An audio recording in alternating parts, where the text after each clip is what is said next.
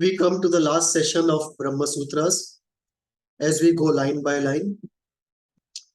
After this, I'll do a consolidated session which will be more interesting both to you and me. And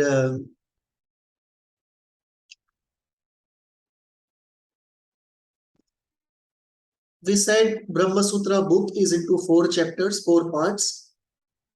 Each part again thrown into 4 parts.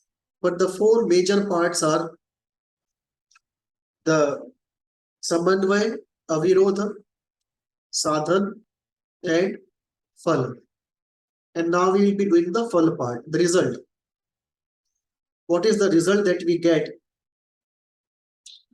What is enlightenment like? So here,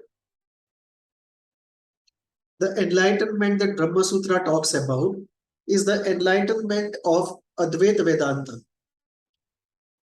the experience of oneness with existence, the oceanic oneness. I have said before that what is called enlightenment is not one experience. It is a variety of experiences which are being designated under one category word, enlightenment.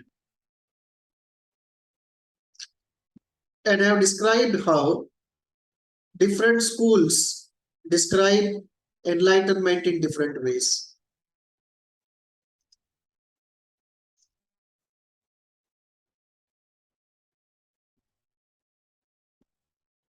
So we have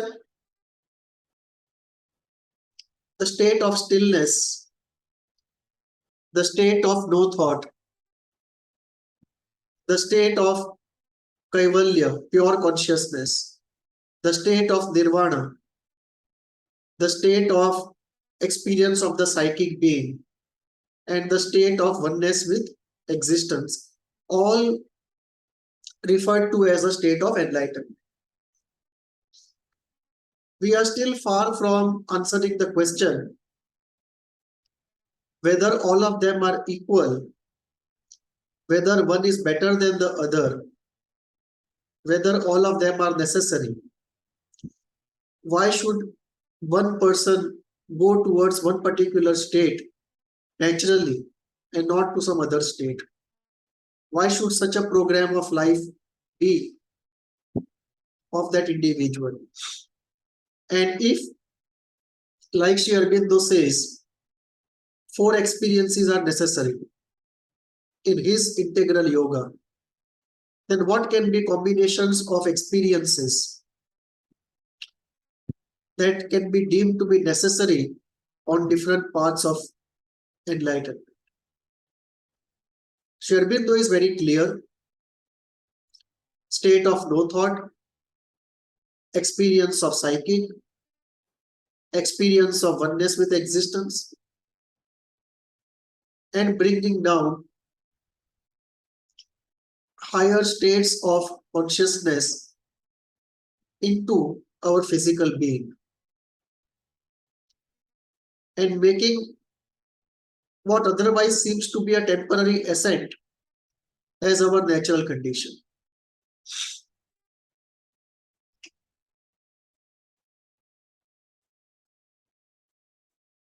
Brahma Sutra does not go into these aspects. I wish it did, but it doesn't. Let us see what it says in the Phala Adhyaya, the chapter on the results. And the result is enlightenment, the experience of Brahman. The book says meditation has to be done again and again to get the results. Sincerity is very necessary. Repetition is very necessary. Perseverance is very necessary. The result is, it says, realization of Brahma destroys all evil. Realization of Brahma also liberates us from rebirth, from sorrows and attachment, from fear and all the negative effects, from all entanglements and difficulties of the world. Brahma, it says, has to be understood as identical with oneself. And there the question comes, oneself is a part of Brahma, but oneself is not Brahma. One is not omnipotent. So we have to be careful in that identification.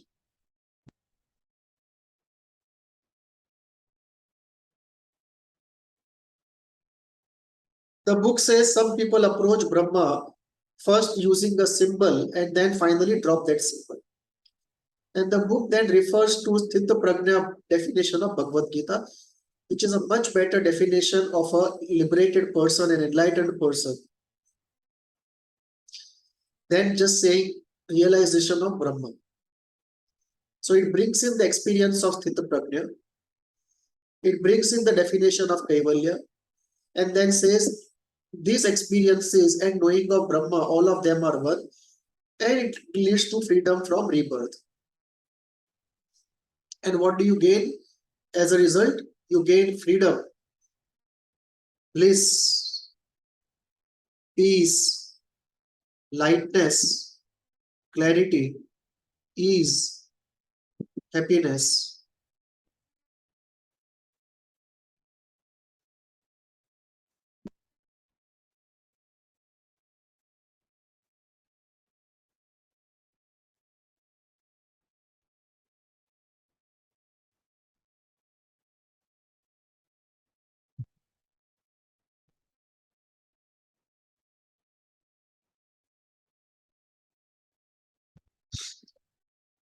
It says, if you know Sagun Brahma, if you experience it, even if you don't experience the Nirgun Brahma, after death, the organs merge into mind. Not the physical organs, but the potentiality that animates the organs that merges back into the mind. The mind into the prana and the prana into the self. And we have to be careful here. The mind is not all of thinking faculty. What is referred to as the externalizing mind. Because the soul by its own virtue has thinking ability. And this objection comes later from one of the contending schools. That if the mind goes into prana, then prana is more fundamental than mind.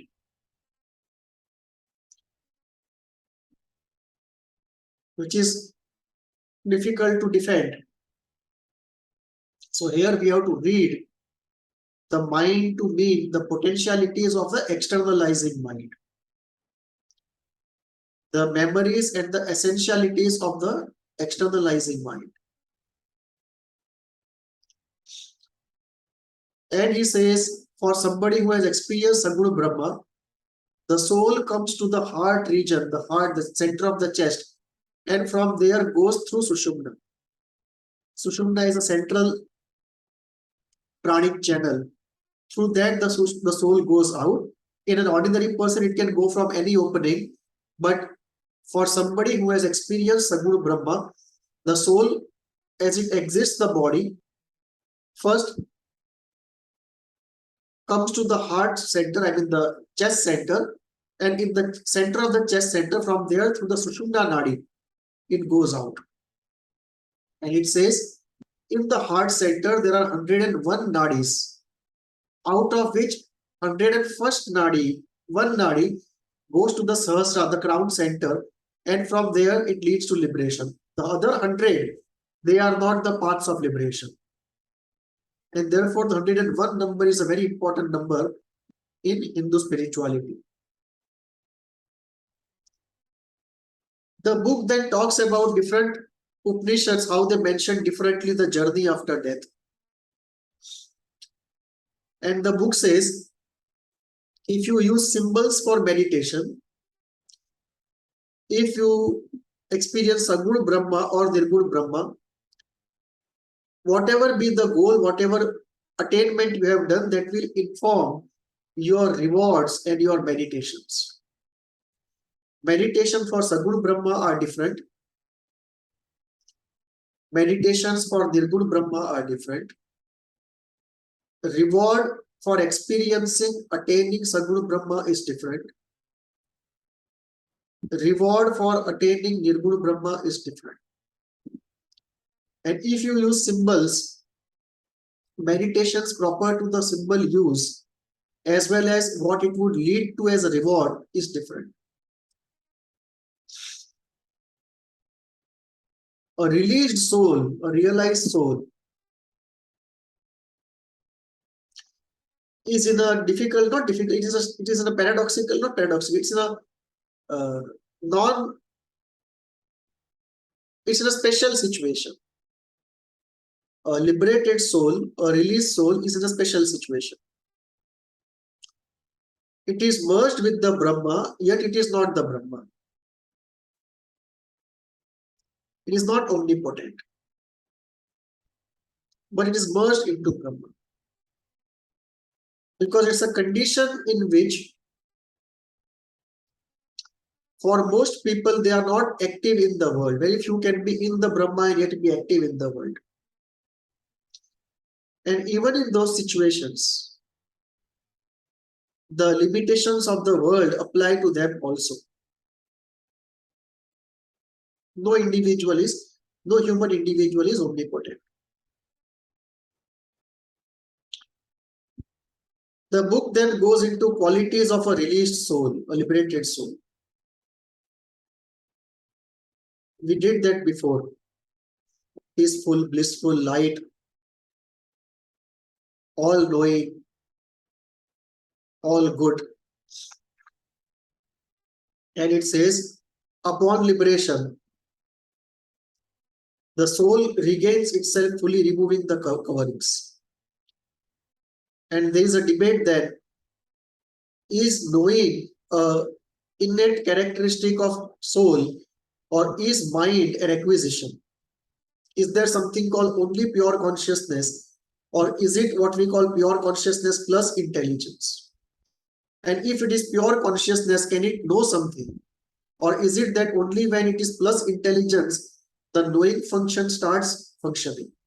Can the knowing function when you are in a state of pure consciousness? And the Brahmasutra says yes.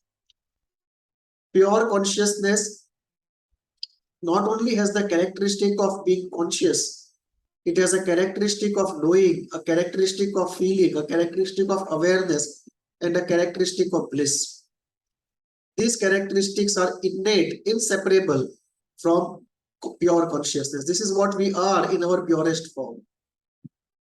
So we don't need a separate apparatus of knowing to know. By our innate nature, we have the power to know.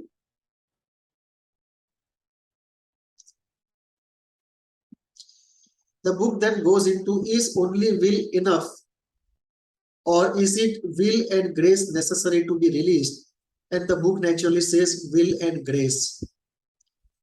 Both are necessary for enlightenment. Subject then comes up, can the liberated soul be with or without body? And it is both. Some souls can get liberated without body. Most souls get liberated within the body. Patanjali also talks about it. He says those in the body and those without the body can both practice these exercises. Certain measures that he talks about.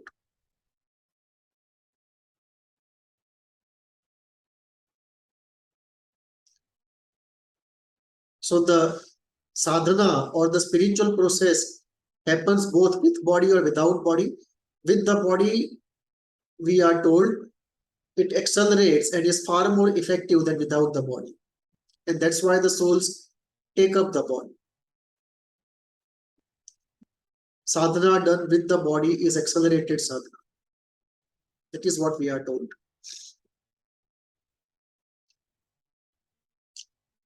A liberated soul can animate many bodies, and this brings into account the phenomena of emanation and coalescence of souls. Mother has explained it very well. She says, you can have an emanation coming out of the soul where one soul becomes two, but the first one doesn't exhaust in any way. The law of conservation that we are so accustomed to does not apply here. So one can divide into two without any loss in the first. So in the soul world, this phenomena happens, the emanation and coalescence. Emanation means one soul either fully or partly gives out a part of its own and then becomes an independent soul later. Coalescence means two souls become one, or a part of one soul gets merged into a full soul. So Sri Aurobindo talks about if somebody has very strong animal propensities but otherwise is advanced on the path of yoga, that part of his soul which has strong animal propensities, it goes and merges with the soul of some animal and lives out its desires there. And the rest of the soul proceeds forward in evolution. So this Brahmasutra also talks about it. It says a liberated soul can get into a process of emanation and animate many bodies. The book only says it can animate many bodies. I have put these words here. Brahmasutra does not talk about these words. But it's implied that emanation happens. And it also says there are limitations of the liberated soul. Even a liberated soul, one who has experienced Brahma, who can merge with Brahma, is not omnipotent. Nobody can overturn the law of karma. Nobody can overturn the fate of the world. Those are privileges of much higher suprahuman forces and beings. And highest of it is the principle of the universe. Thank you. I have kept this one short because much of it that I read was repetition. Many of the analogies were discussed which I did not find very profound. I found them very ordinary. Many of the arguments given I found very ordinary. A lot of repetition which we have done before was coming up again. So I kept this session very short. What I'll do is I'll take up a consolidated session, consolidating all the 4 chapters, overall consolidated session on Brahmasutras from a standpoint of psychoanalysis. And there it will be more interesting because engaging with a subject, a topic, a theme, we can elaborately navigate through psychoanalysis, journey through psychoanalysis, and enter into a richer interdisciplinary engagement.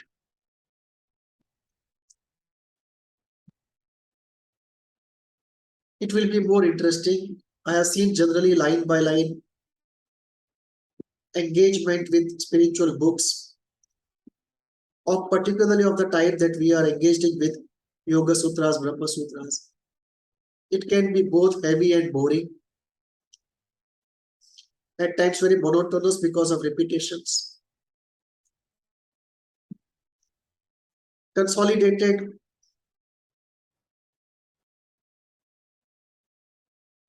overall discussions are more interesting, more inviting, richer.